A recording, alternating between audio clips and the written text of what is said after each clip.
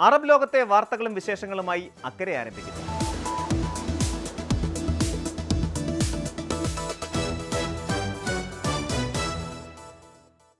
Digital ലോകം പലർക്കും നൽകുന്നത് അദൃശ്യരാണെന്ന ഒരു തെറ്റായ സുരക്ഷിതത്വ ബോധമാണ്.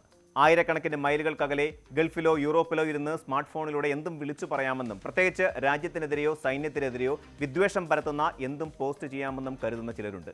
അന്യനാട്ടിലിരുന്ന് ചെയ്യുന്ന ഇത്തരം പ്രവൃത്തികൾക്ക് ഇന്ത്യൻ നിയമ സംവിധാനങ്ങൾ തങ്ങളെ ഒന്നും ചെയ്യില്ല എന്ന അമിതമായ ആത്മവിശ്വാസമാണ് പലരെയും ഇതിലേക്ക് നയിക്കുന്നത്. എന്നാൽ അടുത്തിടെ കരിപ്പൂർ അന്താരാഷ്ട്ര വിമാനത്താവളത്തിൽ നടന്ന ഒരു അറസ്റ്റ് ഇത്തരം വ്യാമോഹങ്ങൾ വെച്ചു പുലർത്തുന്നവർക്കുള്ള ശക്തമായ ഒരു താക്കീതാണ്. പഹൽഗാം ഭീകരാക്രമണത്തിൽ വീരമൃത്യു വരിച്ച എറണാകുളം ഇടപ്പള്ളി സ്വദേശിയായ എൻ രാമചന്ദ്രന്റെ മകൾ പങ്കുവച്ച വൈകാരികമായ ഒരു വീഡിയോയ്ക്ക് താഴെ വിദ്വേഷ കമന്റിട്ട യുവാവ് ഒരു വർഷത്തിന് ശേഷം സൗദിയിൽ നിന്ന് നാട്ടിലെത്തിയപ്പോൾ വിമാനത്താവളത്തിൽ വെച്ച് തന്നെ പിടിയിലായി. ഈ സംഭവം കേവലം ഒരു വാർത്തയായി മാത്രം കാണാതെ ഇതിന് പിന്നിലെ നിയമപരവും സാമൂഹികവുമായ യാഥാർത്ഥ്യങ്ങൾ ഓരോ പ്രവാസിയും കൃത്യമായി മനസ്സിലാക്കേണ്ടതുണ്ട്. സമൂഹ മാധ്യമങ്ങളിൽ വ്യാജ അക്കൗണ്ടുകൾ നിർമ്മിച്ചോ അല്ലെങ്കിൽ വിദേശ IP അഡ്രസ്സുകൾ ഉപയോഗിച്ചോ രാജ്യവിരുദ്ധ പരാമർശങ്ങൾ നടത്തിയാൽ പിടിക്കപ്പെടില്ല എന്ന ധാരണ ഇന്നത്തെ കാലത്ത് തികച്ചും അസ്ഥാനത്താണ്.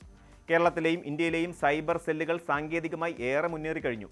രാജ്യത്തിൻ്റെ അഖണ്ഡതയെ ചോദ്യം ചെയ്യുന്നതോ അല്ലെങ്കിൽ ഇന്ത്യൻ സൈന്യത്തെ അപമാനിക്കുന്നതോ മതവിദ്വേഷം വളർത്തുന്നതോ ആയ ഏത് പോസ്റ്റുകളും കമൻറ്റുകളും നിമിഷങ്ങൾക്കകം ട്രാക്ക് ചെയ്യാൻ സാധ്യതയുണ്ട്. ഇത്തരം സംഭവങ്ങളിൽ പരാതികൾ ലഭിച്ചാൽ അന്വേഷണ ഏജൻസികൾ ഉടൻ തന്നെ എമിഗ്രേഷൻ വിഭാഗവുമായി ബന്ധപ്പെടുകയും ലുക്കൌട്ട് സർക്കുലറുകൾ പുറപ്പെടുവിക്കുകയും ചെയ്യും. ഇതിനർത്ഥം വർഷങ്ങൾക്ക് ശേഷം പ്രതി ഇന്ത്യൻ മണ്ണിൽ കാലുകുത്തി പാസ്പോർട്ട് പരിശോധനയ്ക്കായി നൽകുമ്പോൾ തന്നെ സിസ്റ്റം അവരെ തിരിച്ചറിയുകയും അവിടെ വെച്ച് തന്നെ അറസ്റ്റ് ചെയ്യപ്പെടുകയും ചെയ്യും എന്നതാണ്. കരിപ്പൂർ വിമാനത്താവളത്തിൽ സംഭവിച്ചതും കൃത്യമായി ഇതുതന്നെയാണ്. ഇത്തരം കേസുകളിൽ ഉൾപ്പെടുന്നതിൻ്റെ പ്രത്യാഘാതങ്ങൾ ഒരു പോലീസ് അറസ്റ്റിൽ മാത്രം ഒതുങ്ങുന്നില്ല എന്നതാണ് മറ്റൊരു പ്രധാന വസ്തുത.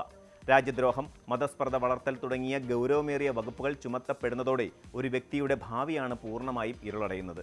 പാസ്പോർട്ട് കണ്ടുകെട്ടപ്പെടാനും വർഷങ്ങളോളം കോടതി കയറി ഇറങ്ങാനും ഇത് കാരണമാകും. ഇതോടെ വിദേശത്തെ ജോലി നഷ്ടപ്പെടുന്നതിനോടൊപ്പം കുടുംബത്തിൻ്റെ ഏക വരുമാന മാർഗവും അടയുന്നു. ഗൾഫ് രാജ്യങ്ങൾ ഉൾപ്പെടെയുള്ള മിക്ക വിദേശ രാജ്യങ്ങളും സൈബർ കുറ്റകൃത്യങ്ങൾക്കും വിദ്വേഷ പ്രചാരണങ്ങൾക്കുമെതിരെ കർശനമായ സീറോ ടോളറൻസ് നയമാണ് പിന്തുടരുന്നത്. തങ്ങളുടെ രാജ്യത്ത് ജോലി ചെയ്യുന്ന ഒരു വിദേശി ഇത്തരം തീവ്രവാദ സ്വഭാവമുള്ളതോ രാജ്യവിരുദ്ധമായതോ ആയ പ്രവർത്തനങ്ങളിൽ ഏർപ്പെടുന്നു എന്ന് ശ്രദ്ധയിൽപ്പെട്ടാൽ ജോലിയിൽ നിന്നുള്ള പിരിച്ചുവിടലിലേക്കും നാടുകടത്തലിലേക്കും അത് കാരണമാകും. സ്ക്രീനിന് പിന്നിലിരുന്ന് കാണിക്കുന്ന ഈ വ്യാജ ധീരത ഒരുപക്ഷെ വർഷങ്ങളുടെ കഠിനാധ്വാനത്തെയാണ് ഒറ്റ നിമിഷം കൊണ്ട് ഇല്ലാതെയാക്കുന്നത്. നിയമപരമായ പ്രശ്നങ്ങൾക്കപ്പുറം ഇത്തരം പ്രവൃത്തികളുടെ ധാർമ്മിക വശം കൂടി നാം ചിന്തിക്കേണ്ടതുണ്ട്. രാജ്യത്തിൻ്റെ സുരക്ഷയ്ക്കായി സ്വന്തം ജീവൻ ബലിയർപ്പിച്ച ഒരു സൈനികൻ്റെ സ്മരണയ്ക്ക് മുൻപിൽ പോലും വിദ്വേഷം തുപ്പാൻ കഴിയുക എന്നത് അങ്ങേയറ്റം അപലപനീയമാണ്. സമൂഹ മാധ്യമങ്ങളിലെ ഇത്തരം ഇടപെടലുകൾ പെട്ടെന്ന് തന്നെ വലിയ തോതിലുള്ള ജനരോഷത്തിന് കാരണമാവുകയും പൗരന്മാർ സ്വമേധയാ നിയമ നടപടികൾ ആവശ്യപ്പെട്ട് മുന്നോട്ട് വരികയും ചെയ്യും. വിദേശത്താണെങ്കിലും മാതൃരാജ്യത്തോടുള്ള കടപ്പാടും നിയമവിധേയമായി ജീവിക്കാനുള്ള ബാധ്യതയും ഓരോ പൗരനുമുണ്ട്. അതുകൊണ്ട് തന്നെ ഒരു നിമിഷത്തെ വൈകാരികമായ എടുത്തുചാട്ടത്തിലോ തെറ്റായ ചിന്താഗതിയിലോ കീബോർഡിലൂടെ വിദ്വേഷം പകർത്തുന്നതിന് മുമ്പ് അതിൻ്റെ അനന്തരഫലങ്ങളെക്കുറിച്ച് ഓരോ പ്രവാസിയും ഗൗരവമായി ചിന്തിക്കേണ്ടിയിരിക്കുന്നു. നിങ്ങളുടെ ഒരു ചെറിയ കമൻറ്റ് മതി നിങ്ങളുടെയും നിങ്ങളുടെ കുടുംബത്തിൻ്റെയും ജീവിതം എന്നേക്കുമായി തകർക്കാൻ.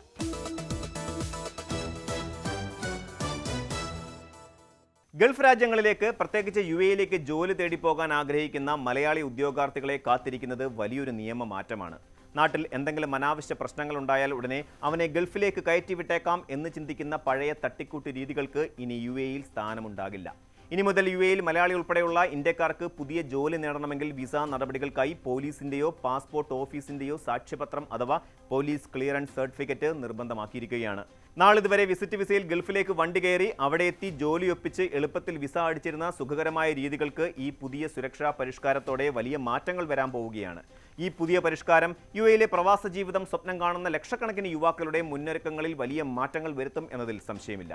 Federal authority four identity, citizenship, customs and port security അതായത് ICP പുറപ്പെടുവിച്ച പുതിയ നിർദ്ദേശപ്രകാരം ഇന്ത്യ ഉൾപ്പെടെയുള്ള ചില രാജ്യങ്ങളിൽ നിന്നുള്ള പുതിയ ഉദ്യോഗാർത്ഥികൾക്ക് ഈ നിയമം ബാധകമാണ്. ജൂലൈ 1 മുതൽ പ്രാബല്യത്തിൽ വന്ന ഈ നിയമം നിലവിൽ ദുബായ് ഒഴികെയുള്ള മറ്റ് 6 എമിറേറ്റുകളിലാണ് നടപ്പിലാക്കിയിരിക്കുന്നത്. എന്നാൽ സമീപ ഭാവിയിൽ തന്നെ ദുബായിലെ general directorate of residency and foreigner അഫയേഴ്സും ഈ നിയമം പൂർണ്ണമായി ദീർഘിപ്പിക്കുമെന്നാണ് സൂചനകൾ. വിസിറ്റ് വിസയിൽ UAE-യിലെത്തി ജോലി കണ്ടെത്തുന്നവർക്ക് പോലും നാട്ടിൽ നിന്നുള്ള കൃത്യമായ പോലീസ് ക്ലിയറൻസ് സർട്ടിഫിക്കറ്റ് ഇല്ലാതെ തൊഴിൽ വിസയിലേക്ക് മാറാൻ സാധിക്കില്ല എന്ന അവസ്ഥയാണ് നിലവിലുള്ളത്. ഇതിനു പുറമെ UAE-യിൽ നിലവിൽ ജോലി ചെയ്യുന്നവർ ഒരു കമ്പനിയിൽ നിന്ന് മറ്റൊരു കമ്പനിയിലേക്ക് വിസ മാറുമ്പോൾ UAE-യിൽ നിന്നുള്ള പോലീസ് ക്ലിയറൻസ് സർട്ടിഫിക്കറ്റും ഹാജരാക്കേണ്ടതുണ്ട്. ഇന്ത്യക്കാർ ഒഴികെ മറ്റ് പല രാജ്യങ്ങൾക്കും മുൻപ് തന്നെ നിലവിലുണ്ടായിരുന്ന ഈ നിയമം ഇപ്പോൾ മലയാളി യുവാക്കളടക്കമുള്ള ഇന്ത്യൻ ഉദ്യോഗാർത്ഥികൾക്കും കർശനമാക്കിയിരിക്കുകയാണ് UAE ഭരണകൂടം. ഇത് പ്രവാസ ലോകത്തെ തൊഴിൽ വിപണിയിലും ഉദ്യോഗാർത്ഥികളുടെ ജീവിത രീതികളിലും വലിയ സ്വാധീനം ചെലുത്തുമെന്ന കാര്യത്തിൽ തർക്കമില്ല. തൊഴിൽ വിസ നടപടികൾ സുഗമമായി പൂർത്തിയാക്കുന്നതിന് PCC കൈപ്പറ്റുന്നതിനും അത് സാക്ഷ്യപ്പെടുത്തുന്നതിലും കൃത്യമായ ചില ഘട്ടങ്ങൾ പാലിക്കേണ്ടതുണ്ട്. ഇന്ത്യയിലുള്ള പാസ്പോർട്ട് സേവാ കേന്ദ്രങ്ങൾ വഴിയോ അല്ലെങ്കിൽ അതത് സംസ്ഥാനങ്ങളിലെ പോലീസ് അധികൃതർ വഴിയോ ഇതിനായി അപേക്ഷിക്കാവുന്നതാണ്.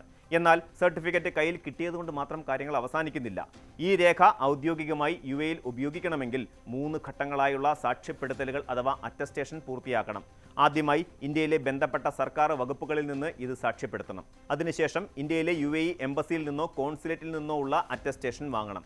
അവസാന ഘട്ടമായി UAE-യിലെ വിദേശകാര്യ മന്ത്രാലയത്തിൻ്റെ അതായത് മോഫയുടെ അറ്റസ്റ്റേഷൻ കൂടി പൂർത്തിയാക്കിയാൽ മാത്രമേ ഈ PCC പൂർണ്ണമായും സാധുതയുള്ള രേഖയായി പരിഗണിക്കപ്പെടുകയുള്ളൂ. അതിനാൽ വിസിറ്റ് വിസയിൽ UAE-യിലേക്ക് തിരിക്കുന്നതിന് മുമ്പ് തന്നെ ഈ രേഖകൾ തയ്യാറാക്കി വെക്കുന്നത് അനാവശ്യ ഓട്ടവും വിസ കാലാവധി തീരുന്നത് പോലെയുള്ള പ്രതിസന്ധികളും ഒഴിവാക്കാൻ സഹായിക്കും. ഈ നിയമം ഒരു മലയാളിക്ക് നൽകുന്ന ഏറ്റവും വലിയ മുന്നറിയിപ്പ് നാട്ടിലെ പെരുമാറ്റത്തിലും ജീവിതശൈലിയിലും പുലർത്തേണ്ട അച്ചടക്കത്തെക്കുറിച്ചാണ്. രാഷ്ട്രീയ സമരങ്ങളുടെ പേരിലോ അല്ലെങ്കിൽ വ്യക്തിപരമായ തർക്കങ്ങളുടെ പേരിലോ പോലീസ് സ്റ്റേഷനിലും കോടതിയിലും കയറി ഇറങ്ങുന്നവർക്ക് ഇനി പ്രവാസ ലോകം അന്യമാകും. ഓർക്കുക, നാട്ടിൽ നിൽക്കാൻ പറ്റാത്ത സാഹചര്യമുണ്ടായാൽ ഗൾഫിലേക്ക് രക്ഷപ്പെടാമെന്ന ചിന്ത ഇനി നടക്കില്ല. നിയമം അനുസരിക്കുന്നവർക്ക് മാത്രമേ പ്രവാസ ലോകം ഇനി വാതിൽ തുറക്കൂ. നാട്ടിൽ എന്ത് കച്ചറയും കാണിച്ച് നടന്നിട്ട് ഒടുവിൽ രക്ഷയില്ലാതെ വരുമ്പോൾ ബന്ധുക്കൾ മുൻകൈയെടുത്ത് ഗൾഫിലേക്ക് കയറ്റി അയക്കുന്ന പഴയ തന്ത്രങ്ങൾ ഇനി സാധ്യമല്ല എന്ന് മനസ്സിലാക്കുക. ക്രിമിനൽ പശ്ചാത്തലമുള്ളവർക്ക് പോലീസ് ക്ലിയറൻസ് സർട്ടിഫിക്കറ്റ് ലഭിക്കില്ല എന്നത് തന്നെയാണ് ഇതിന് പ്രധാന കാരണം. PCC ഇല്ലാതെ UAE-യിൽ പുതിയ തൊഴിൽ വിസ അനുവദിക്കുകയുമില്ല. അതുകൊണ്ട് അനാവശ്യ ദേഷ്യവും അക്രമ സ്വഭാവവും മാറ്റിവെച്ച് നിയമം അനുസരിച്ച് ജീവിച്ചാൽ മാത്രമേ ഇനി പ്രവാസ ജീവിതം എന്ന സ്വപ്നം യാഥാർത്ഥ്യമാക്കാൻ സാധിക്കൂ. അതുപോലെ തന്നെ റോഡപകടങ്ങൾ ഉണ്ടാകുമ്പോൾ നിയമം കയ്യിലെടുത്ത് മറുപക്ഷത്തുള്ളയാളെ മർദ്ദിക്കുന്ന പൊതുരീതിയും മാറ്റണം.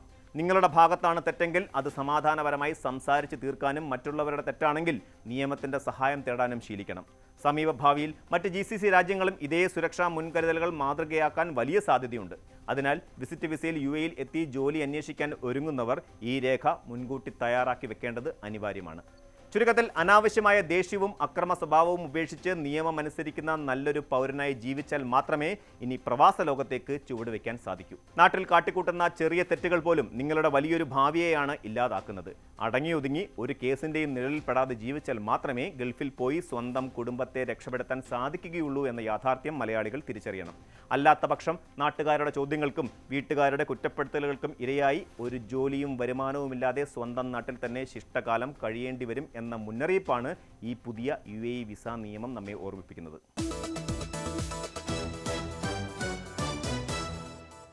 ഗൾഫ് മലയാളികൾക്ക് നാട്ടിലേക്കുള്ള യാത്ര എന്നത് കേവലം ഒരു അവധിക്കാല ആഘോഷം മാത്രമല്ല. അത് വർഷങ്ങളായുള്ള കാത്തിരിപ്പിൻ്റെയും വൈകാരികമായ ഒത്തുചേരലുകളുടെയും നിമിഷമാണ്.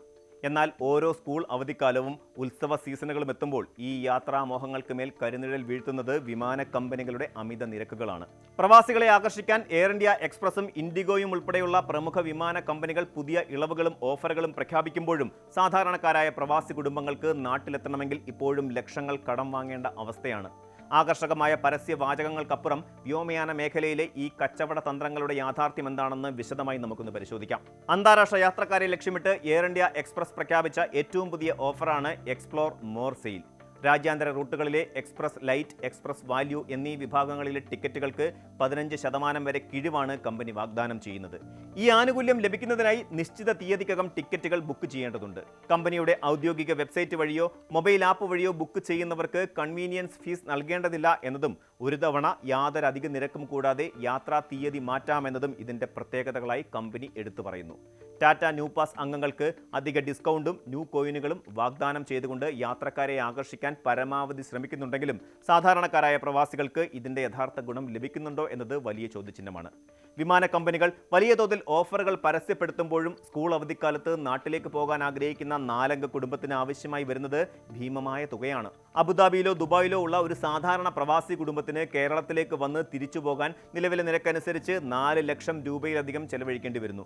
പ്രവാസി സംഘടനകളും യാത്രക്കാരും ചൂണ്ടിക്കാണിക്കുന്ന പ്രധാന പോരായ്മ ഈ ഓഫറുകളെല്ലാം പേരിന് മാത്രമാണ് എന്നതാണ്. വിമാന കമ്പനികൾ നൽകുന്ന 15% ഇളവ് ടിക്കറ്റിന്റെ അടിസ്ഥാന നിരക്കിന്റെ, അതായത് ബേസ് ഫെയറിന്റെ മാത്രമാണ് ബാധകമാകുന്നത്. നികുതിയിലും മറ്റ് സർചാർജുകളിലും ഇതിൽ കുറവ് വരുന്നില്ല എന്നതാണ് യാഥാർത്ഥ്യം. മാത്രമല്ല, സീസൺ അനുസരിച്ചും ആവശ്യക്കാരുടെ എണ്ണം കൂടുന്നതിനനുസരിച്ചും നിരക്ക് തനിയെ ഉയരുന്ന ഡൈനാമിക് പ്രൈസിംഗ് രീതിയാണ് കമ്പനികൾ പിന്തുടരുന്നത്. എല്ലാ സർവീസുകളിലും എല്ലാ ദിവസങ്ങളിലും ഈ ഇളവ് ലഭ്യമാകില്ലെന്ന് എയർലൈൻ വൃത്തങ്ങൾ തന്നെ സമ്മതിക്കുമ്പോൾ, പ്രവാസികൾ ഏറ്റവും കൂടുതൽ യാത്ര ചെയ്യുന്ന സമയങ്ങളിൽ ഈ ഓഫറുകൾ വെറും ജലരേഖയായി മാറുകയാണ്. മറുഭാഗത്ത് ചെക്ക് ഇൻ ലഗേജുകളില്ലാതെ യാത്ര ചെയ്യുന്നവർക്കായി ഇൻഡിഗോ എയർലൈൻസ് അവതരിപ്പിച്ച പുതിയ പദ്ധതിയാണ് ഇൻഡിഗോ ലൈറ്റ്. കയ്യിൽ കരുതുന്ന 7 കിലോ വരെയുള്ള ക്യാബിൻ ബാഗ് മാത്രം ഉപയോഗിച്ച് യാത്ര ചെയ്യുന്ന എക്കോണമി ക്ലാസ് യാത്രക്കാർക്കാണ് ഈ ആനുകൂല്യം ലഭിക്കുക. ടിക്കറ്റ് നിരക്കിൽ 400 മുതൽ 500 രൂപ വരെ കുറവ് ലഭിക്കുമെന്നതാണ് ഇതിന്റെ ആകർഷണം. യാത്രക്കാർ ഉപയോഗിക്കുന്ന സേവനങ്ങൾക്ക് മാത്രം പണം ഈടാക്കുക എന്ന ലക്ഷ്യത്തോടെയാണ് വിമാന കമ്പനി ഈ എൻട്രി ലെവൽ ടിക്കറ്റ് നിരക്കുകൾ നിശ്ചയിച്ചിരിക്കുന്നത്. കുറഞ്ഞ ദിവസത്തെ സന്ദർശനത്തിനായി പോകുന്നവർക്കും ബിസിനസ് യാത്രക്കാർക്കും ഇത് പ്രയോജനപ്പെടുമെങ്കിലും, വർഷത്തിലൊരിക്കൽ വലിയ പെട്ടികളുമായി നാട്ടിലേക്ക് മടങ്ങുന്ന സാധാരണക്കാരായ ഗൾഫ് പ്രവാസികൾക്ക് ഈ ഓഫർ കൊണ്ട് കാര്യമായ നേട്ടമില്ല. ഭക്ഷണം, സീറ്റ് സെലക്ഷൻ, അധിക ലഗേജ് എന്നിവ ആവശ്യമായി വന്നാൽ യാത്രക്കാർ വീണ്ടും വലിയ തുക നൽകി ഇവ ആഡ് ഓൺ ചെയ്യേണ്ടി വരും. ഇന്ത്യയിലെ പ്രമുഖ നഗരങ്ങളെയും വിമാനത്താവളങ്ങളെയും ഗൾഫ് മേഖലയുമായി ബന്ധിപ്പിച്ച് ആഴ്ചയിൽ 100 കണക്കിന് സർവീസുകൾ നടത്തുന്ന കമ്പനികൾ എന്തുകൊണ്ടാണ് സീസൺ സമയങ്ങളിൽ ഇത്രയധികം തുക ഈടാക്കുന്നത് എന്നത് വർഷങ്ങളായുള്ള തർക്ക വിഷയമാണ്. വ്യോമയാന മേഖലയിലെ കടുത്ത മത്സരവും പ്രവർത്തന ചെലവുകളും കാരണമാണ് നിരക്ക് വർദ്ധിപ്പിക്കേണ്ടി വരുന്നത് എന്നാണ് കമ്പനികളുടെ വാദം. എന്നാൽ പ്രവാസികളുടെ ആവശ്യങ്ങളെ ചൂഷണം ചെയ്യുന്ന തരത്തിലുള്ള ഈ നിരക്ക് വർധനവിനെതിരെ ശക്തമായ പ്രതിഷേധങ്ങളാണ് ഉയരുന്നത്. ചാർട്ടേഡ് വിമാന സർവീസുകൾ ഏർപ്പെടുത്തുമെന്ന കേന്ദ്ര സംസ്ഥാന സർക്കാരുകളുടെ പ്രഖ്യാപനങ്ങളും വാഗ്ദാനങ്ങളും ഇതുവരെയും പൂർണ്ണമായി യാഥാർത്ഥ്യമായിട്ടില്ല. സാധാരണക്കാരായ പ്രവാസികളുടെ അവധിക്കാല യാത്രാ ബഡ്ജറ്റിനെ താളം തെറ്റിക്കുന്ന ഇത്തരം സീസൺ കൊള്ളകൾക്ക് ശാശ്വതമായ ഒരു പരിഹാരം കണ്ടെത്തേണ്ടത് അത്യന്താപേക്ഷിതമാണ്. ഓഫറുകളുടെ തിളക്കമുള്ള പരസ്യങ്ങൾക്ക് പിന്നിലെ നിബന്ധനകൾ കൃത്യമായി മനസ്സിലാക്കി വേണം യാത്രക്കാർ തങ്ങളുടെ യാത്രകൾ മുൻകൂട്ടി ആസൂത്രണം ചെയ്യാൻ.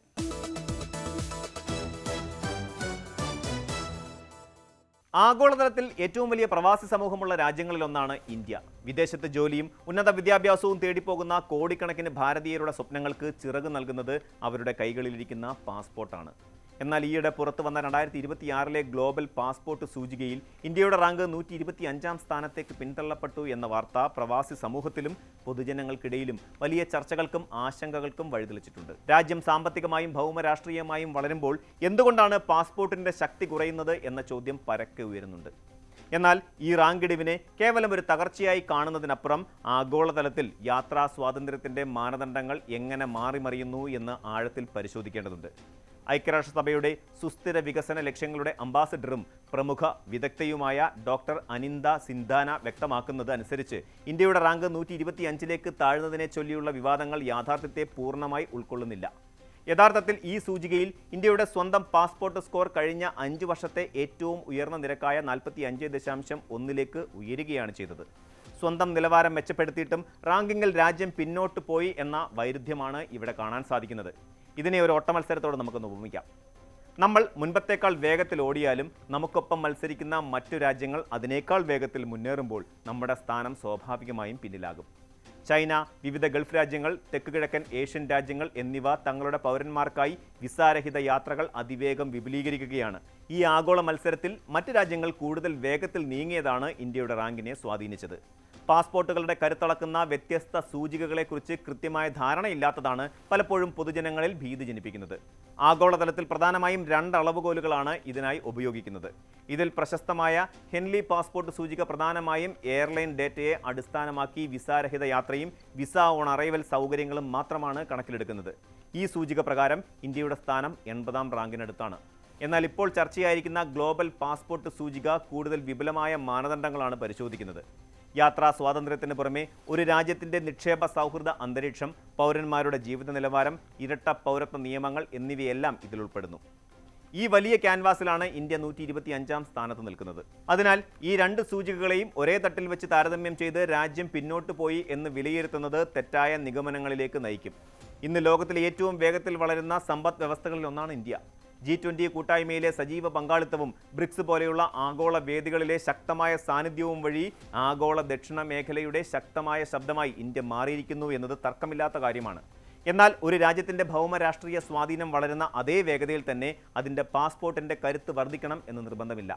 അന്താരാഷ്ട്ര തലത്തിലുള്ള വിസ ഇളവുകൾ എന്നത് വളരെ പതുക്കെ മാത്രം സംഭവിക്കുന്ന നയതന്ത്ര പ്രക്രിയയാണ്. ഓരോ രാജ്യങ്ങളുടെയും അതിർത്തി സുരക്ഷ, കുടിയേറ്റ നിയന്ത്രണങ്ങൾ, രേഖകളുടെ സുരക്ഷിതത്വം, പരസ്പര വിശ്വാസം എന്നിവയെ അടിസ്ഥാനമാക്കിയാണ് വിസ ഇളവുകൾ പ്രഖ്യാപിക്കപ്പെടുന്നത്. സാമ്പത്തിക വളർച്ച സഹായകരമാണെങ്കിലും രാജ്യങ്ങൾ തമ്മിലുള്ള ആഴത്തിലുള്ള ഉഭയകക്ഷി വിശ്വാസമാണ് ഇവിടെ നിർണായക ഘടകമാകുന്നത്. കേവലം അക്കങ്ങൾക്കും റാങ്കുകൾക്കും അപ്പുറം പാസ്പോർട്ട് ശക്തിക്ക് വലിയൊരു മാനുഷിക തലമുണ്ട്. വിസ അനുമതിക്കായി ആഴ്ചകളോളം കാത്തിരിക്കുന്ന ഒരു വിദ്യാർത്ഥിയുടെ ഉത്കണ്ഠ, അന്താരാഷ്ട്ര കോൺഫറൻസിൽ പങ്കെടുക്കാൻ അനുമതി തേടുന്ന ഒരു ഗവേഷകൻ, പുതിയ വിപണികൾ തേടുന്ന പ്രൊഫഷണലുകൾ, രേഖകളുടെ താമസം കാരണം മാസങ്ങളോളം അകന്നു കഴിയേണ്ടി വരുന്ന പ്രവാസി കുടുംബങ്ങൾ എന്നിവയെല്ലാം ഈ യാത്രാ പരിമിതികൾ നേരിട്ട് ബാധിക്കുന്നുണ്ട്. സുഗമമായ യാത്രാ സൗകര്യങ്ങൾ ഉണ്ടാകുന്നത് പ്രവാസികളുടെ ജീവിതഭാരം കുറയ്ക്കുകയും അവരുടെ പ്രൊഫഷണൽ ശൃംഖലകളെ ശക്തിപ്പെടുത്തുകയും ചെയ്യും. ഭാവിയിൽ ഇന്ത്യ തങ്ങളുടെ പാസ്പോർട്ട് കരുത്ത് വർദ്ധിപ്പിക്കുന്നതിനായി കൂടുതൽ വിസ ഇളവ് കരാറുകളിൽ ഏർപ്പെടുകയും കുടിയേറ്റ സംവിധാനങ്ങൾ കൂടുതൽ സുതാര്യമാക്കുകയും ചെയ്യേണ്ടതുണ്ട്. രേഖകളുടെ സുരക്ഷിതത്വം വർദ്ധിപ്പിക്കുന്നതിനോടൊപ്പം തന്നെ അന്താരാഷ്ട്ര പങ്കാളിത്തം ശക്തമാക്കുന്നത് വഴി മാത്രമേ കൂടുതൽ യാത്രാ സ്വാതന്ത്ര്യം പൗരന്മാർക്ക് ഉറപ്പാക്കാൻ സാധിക്കൂ. ഒരു പാസ്പോർട്ട് എന്നത് കേവലം ഒരു യാത്രാരേഖ മാത്രമല്ല, മറിച്ച് ലോകമൊരു രാജ്യത്തോട് പുലർത്തുന്ന വിശ്വാസത്തിൻ്റെയും സഹകരണത്തിൻ്റെയും പ്രതിഫലനം കൂടിയാണ്.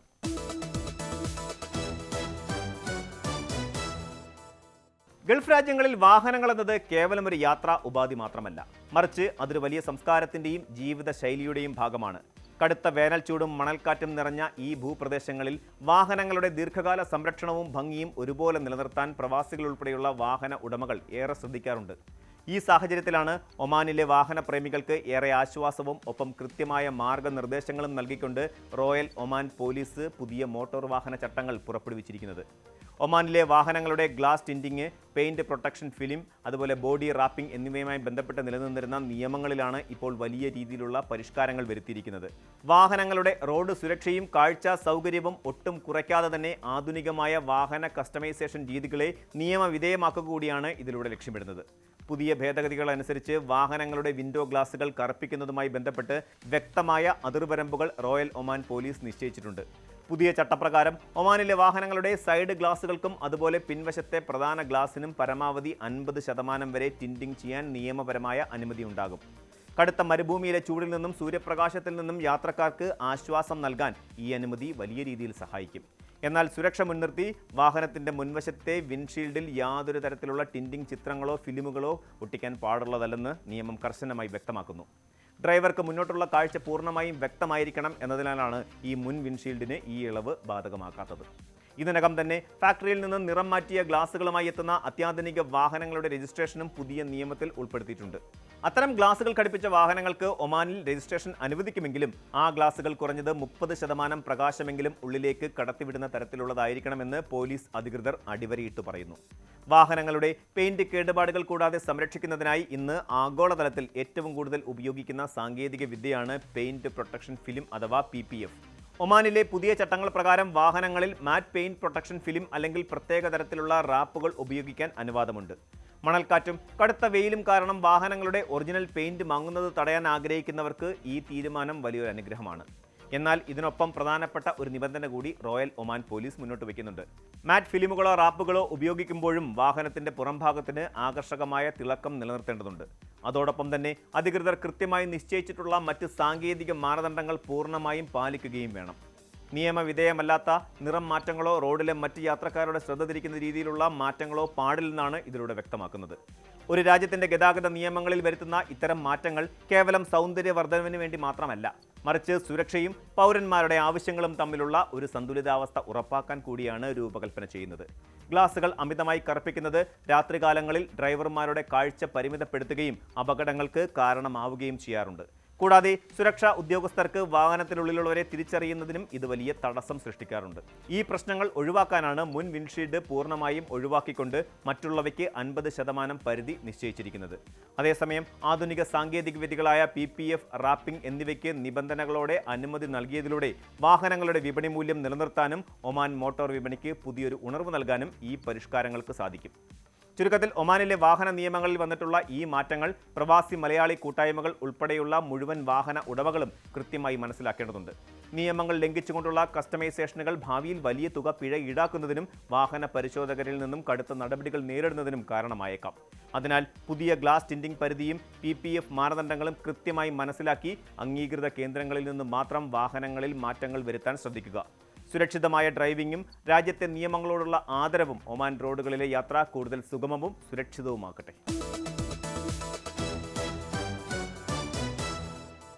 ഒരു കാലത്ത് വലിയ തോതിലുള്ള രേഖകളും ഓഫീസുകൾ കയറിയിറങ്ങിയുള്ള കാത്തുനിൽപ്പുകളും ആവശ്യമായിരുന്ന ഒരു ഭരണ സംവിധാനത്തിൽ നിന്ന് ലോകത്തെ തന്നെ ഏറ്റവും മികച്ച ഡിജിറ്റൽ ഗവേൺസ് മാതൃകകളിലൊന്നായി സൗദി അറേബ്യ അതിവേഗം മാറിക്കൊണ്ടിരിക്കുകയാണ്.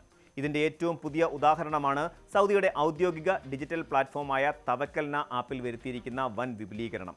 സ്വദേശികൾക്കും വിദേശ താമസക്കാർക്കും ഒരുപോലെ പ്രയോജനപ്പെടുന്ന രീതിയിൽ 160ഓളം പുതിയ ഡിജിറ്റൽ സേവനങ്ങളാണ് ഒറ്റയടിക്ക് ഈ ആപ്പിലേക്ക് കൂട്ടിച്ചേർത്തിരിക്കുന്നത്.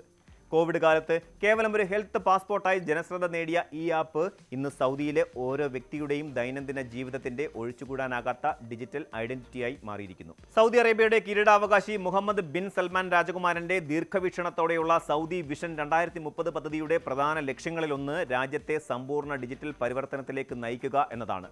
സർക്കാർ സേവനങ്ങളുടെ കാര്യക്ഷമത വർദ്ധിപ്പിക്കുകയും സുതാര്യത ഉറപ്പാക്കുകയും ചെയ്യുക എന്ന ലക്ഷ്യത്തോടെയാണ് ഈ പുതിയ വിപുലീകരണം നടപ്പിലാക്കിയിരിക്കുന്നത്.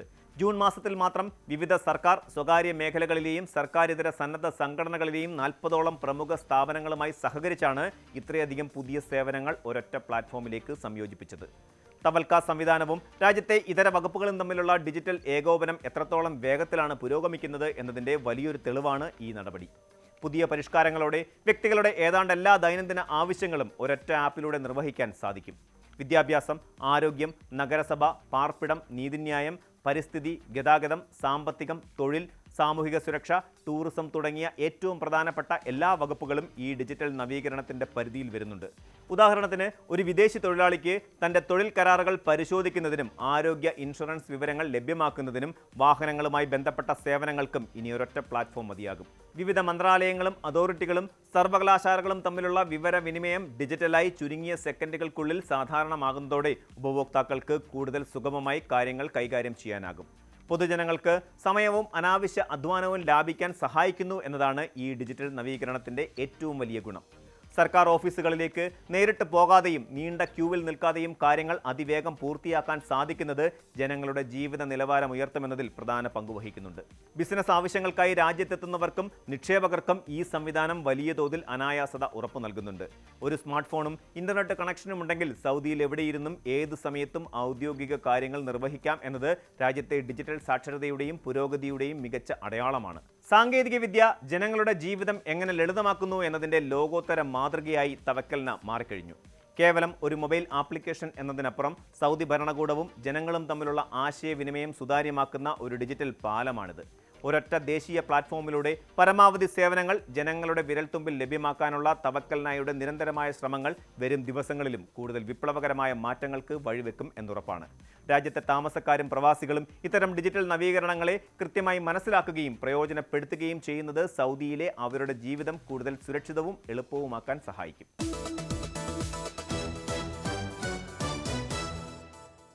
വേനൽ ചൂടിന്റെ തീഷ്ണതയിൽ ഉരുകുന്ന ഗൾഫ് മേഖലയ്ക്ക് പുതിയൊരു വെല്ലുവിളി ഉയർത്തിക്കൊണ്ട് വടക്ക് പടിഞ്ഞാറൻ ശക്തമായ കാറ്റ് വീശിയടിക്കാൻ തുടങ്ങിയിരിക്കുന്നു.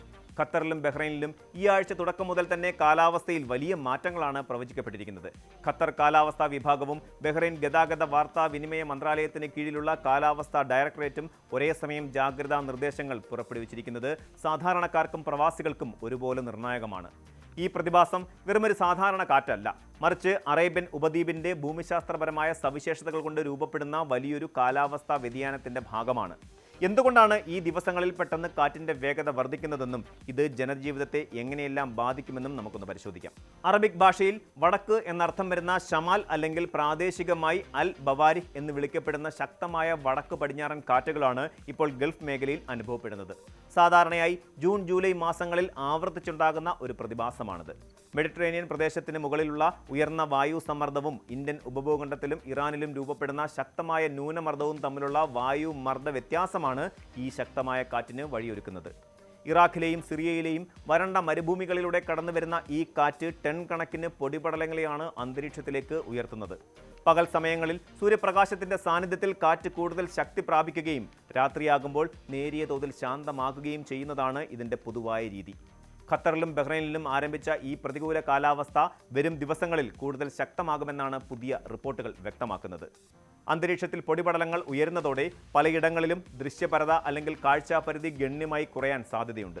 ഇത് റോഡ് യാത്രക്കാരെയും പ്രത്യേകിച്ച് ഹൈവേകളിലൂടെ വലിയ ദൂരങ്ങളിൽ യാത്ര ചെയ്യുന്നവരെയും കടുത്ത പ്രതിസന്ധിയിലാക്കും. കാറ്റിന്റെ സ്വാധീനം മൂലം അന്തരീക്ഷത്തിലെ ഹ്യൂമിഡിറ്റിയിൽ അഥവാ ഈർപ്പത്തിൽ വലിയ കുറവുണ്ടാകുമെങ്കിലും പകൽ സമയങ്ങളിലെ കടുത്ത ചൂടിന് ഇതൊരു ആശ്വാസമാകില്ല. ചൂടുള്ള വരണ്ട കാറ്റ് ശരീരത്തിൽ തട്ടുന്നത് നിർജ്ജലീകരണത്തിനുള്ള സാധ്യത വർദ്ധിപ്പിക്കുന്നുണ്ട്. തുറസായ സ്ഥലങ്ങളിൽ ജോലി ചെയ്യുന്ന തൊഴിലാളികളും വാഹനം ഓടിക്കുന്നവരും ഈ സാഹചര്യത്തിൽ അതീവ ജാഗ്രത പുലർത്തണമെന്ന് അധികൃതർ ആവർത്തിച്ച് വ്യക്തമാക്കുന്നുണ്ട്. കരയിലെ പൊടിപടലങ്ങൾ പോലെ തന്നെ അപകടകരമാണ് ഈ സമയത്ത് കടലിലുണ്ടാകുന്ന മാറ്റങ്ങളും.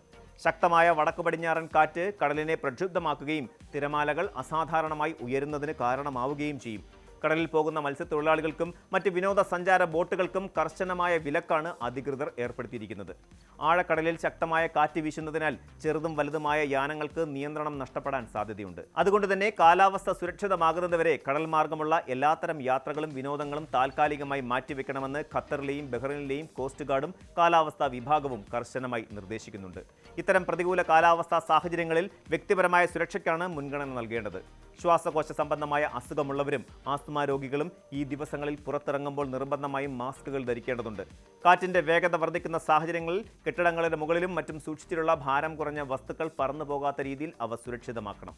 വാഹനം ഓടിക്കുന്നവർ വേഗത കുറയ്ക്കുകയും മുന്നിലുള്ള വാഹനങ്ങളുമായി കൃത്യമായ അകലം പാലിക്കുകയും ചെയ്യേണ്ടതാണ്. വ്യാജ വാർത്തകളിൽ വഞ്ചിതരാകാതെ അതത് രാജ്യങ്ങളിലെ കാലാവസ്ഥാ വകുപ്പുകളുടെ ഔദ്യോഗിക സാമൂഹിക മാധ്യമ അക്കൗണ്ടുകളിൽ നിന്നും വാർത്താ മാധ്യമങ്ങളിൽ നിന്നും വരുന്ന കൃത്യമായ വിവരങ്ങൾ മാത്രം വിശ്വസിക്കുകയും അതിനനുസരിച്ച് പ്രവർത്തിക്കുകയും ചെയ്യുക എന്നതാണ് ഈ ഘട്ടത്തിൽ ചെയ്യാവുന്ന ഏറ്റവും വലിയ മുൻകരുതൽ. മരുഭൂമിയിലെ ഈ സ്വാഭാവിക കാലാവസ്ഥാ ചക്രത്തെ കൃത്യമായ ആസൂത്രണത്തോടെയും ജാഗ്രതയോടെയും നേരിടാൻ നമ്മൾ തയ്യാറാകേണ്ടതുണ്ട്.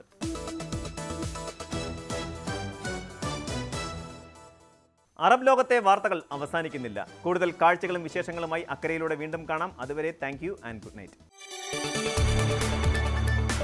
കൂടുതൽ വാർത്തകൾക്ക് news 18 Keralam YouTube channel subscribe ചെയ്യുക.